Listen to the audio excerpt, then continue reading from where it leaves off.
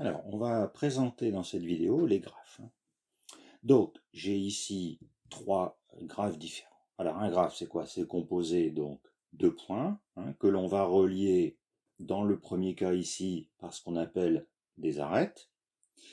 Et donc ici, on a un graphe dit non orienté, puisqu'il n'y a pas d'orientation entre A et B, par exemple. On peut aller de A à B ou de B à A.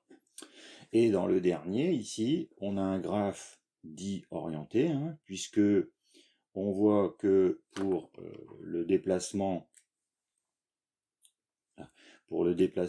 de A vers B, c'est de A vers B, mais pas de B vers A. Donc ici, on a non pas une arête, mais un arc, représenté par une flèche.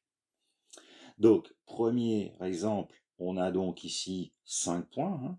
Donc, on a un graphe ici d'ordre 5. Voilà. Le nombre de points donne l'ordre du graphe.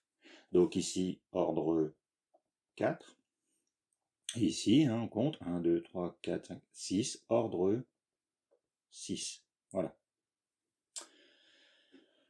Ensuite, on peut regarder, est-ce qu'on a un graphe complet ou pas?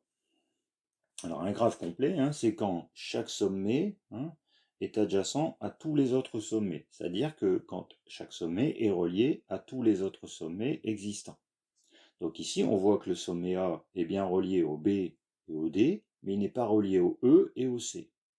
Par contre, dans ce deuxième graphe, le A est relié à tous les autres points, ainsi que tous les autres points sont reliés aux autres.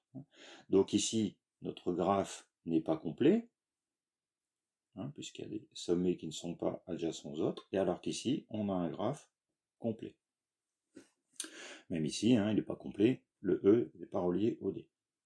Maintenant, on regarde les sommets de notre graphe, et pour chaque sommet, donc ici on va avoir A, B, C, D, E, on peut leur donner ce qu'on appelle un degré. Alors le degré, ça se détermine assez facilement, il suffit de regarder par exemple pour A, combien d'arêtes sont reliées au point A. Donc ici on a 2, donc du coup on a le point est de degré 2. Puis on fait la même chose pour les autres points. Donc B est relié à A, à C, à E, donc degré 3. C, même chose, 3. D, 2. Et E, 2. Ensuite, on pourrait faire la même chose ici, sachant que tous les points étant reliés aux autres, tous les points ont pour degré 3. Alors, si on travaille dans le dernier, donc on a A, B, C, D, E, F, et on va regarder le degré. Donc, pour A, on compte 1, 2, 3.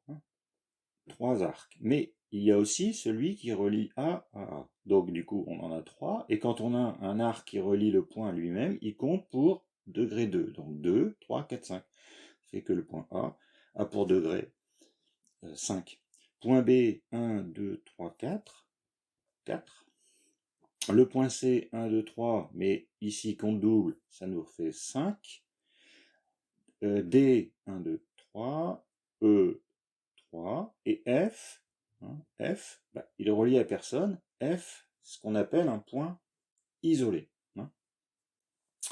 Donc voilà le premier vocabulaire qu'on peut utiliser sur les graphes, complet, l'ordre et le degré de chaque point du graphe.